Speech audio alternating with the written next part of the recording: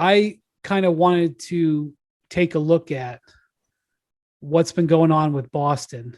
Because earlier this year, we talked a lot about how frustrating they were to watch.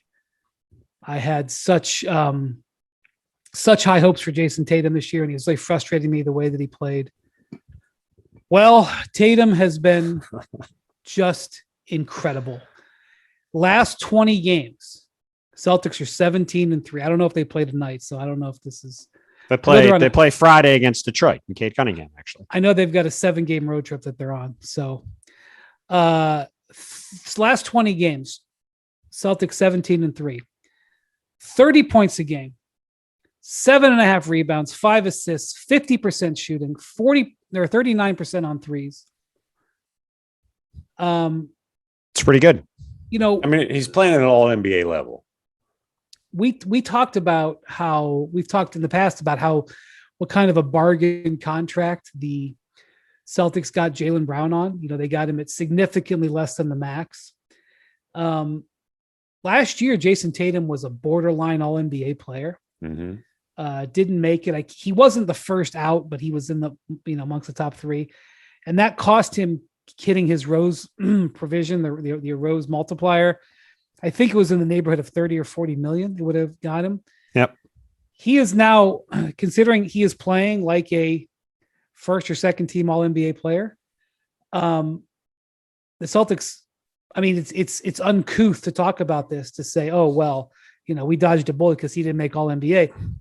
He's now got to have one of the best bargain contracts. By the way, they also extended Robert Williams. One of the first things Brad Stevens did, besides trading Kemba Walker, was give Robert Williams a 4-year, $50 million deal. And a lot of that was on potential because he'd been injured a lot his first 3 years, and he's been unbelievable this year. He's another guy that he'll be on the most improved player ballot too. Like, he's been phenomenal for them, and he's on a great deal. So those are their 3 pillars going forward. And they traded Kemba Walker for Al Horford. Now, they used the first. Kemba's on the bench, and Al Horford is helping him. Oh, Al Horford is we talked about how big a part he is of their defensive dominance. And I mean, Tatum, like, he put up all NBA numbers last year. He just didn't get the votes. And I'm not saying the votes were wrong or whatever. I'm just saying it's a weird thing where, and he talked about it when he went on JJ Redick's podcast. Like, he played to the standard of getting the Supermax and then just didn't qualify. So, I mean, listen. Well, the issue he's still going to be able to feed his family, but yeah, I don't remember the exact. I probably will misspeak, and it will be brought up in the next podcast. There was some shenanigans with the positioning about who could play what positions last year and where you could vote for players at certain positions. And if I remember correctly, it penalized Tatum in a way. Yeah, and I think it was the other way around, but I'm going to look it up while we're talking. There was definitely something there. Honestly, I think they've got to figure out at some point, what are we doing? Guys eligible at guard and at center, or guys are eligible at forward? And let's just put 5 guys. Let's put the best 15 players on the 3 All-NBA teams.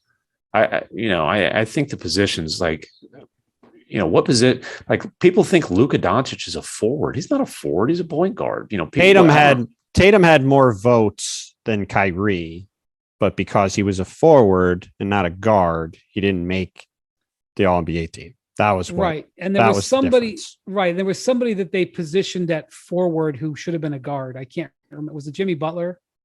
Jimmy Butler and Paul George both were guys that were at forward that you could argue are guards if you want. Yeah. So, I mean, that's a lot. It's a lot of money, but the Celtics are under the tax this year with this team. That's, because of that. Tatum was the top forward left out. He ended up with 69 points, which is nice, but it's not enough it wasn't enough to get him on the 3rd All-NBA team. Nope. Did you see that smile? That was well done by our guy.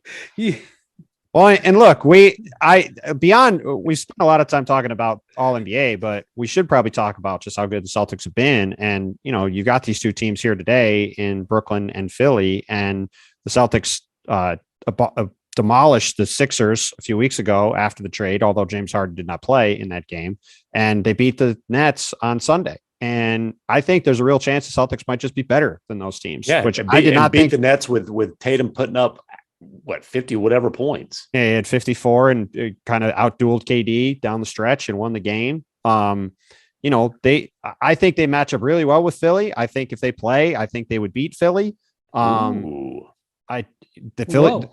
Philly has nobody to guard them. Like, this is the thing. Like, you go back to that game Monday, they obviously demolished Chicago, but Tobias Harris was guarding DeMar DeRozan, and DeMar DeRozan was just using him as a ball rack at the start of the game. Like, they can't, but it's not even on Tobias. Like, Tobias should be guarding DeMar DeRozan, but like, they literally don't have another option to guard anybody. They had to put Matisse Thybulle on Zach LaVine because they had literally no one to guard him. And they're like, all right, Tobias, you have to guard DeMar because our other options are James Harden, who's certainly not going to guard DeMar, and Tyrese Maxey, who's 8 inches shorter than DeMar. And like, they played Boston with Jason Tatum and Jaylen Brown. Like, who's guarding those guys? Yeah. They got nobody to guard them. In 2022, the Celtics have the best record in the Eastern Conference, 23-8 since the new year.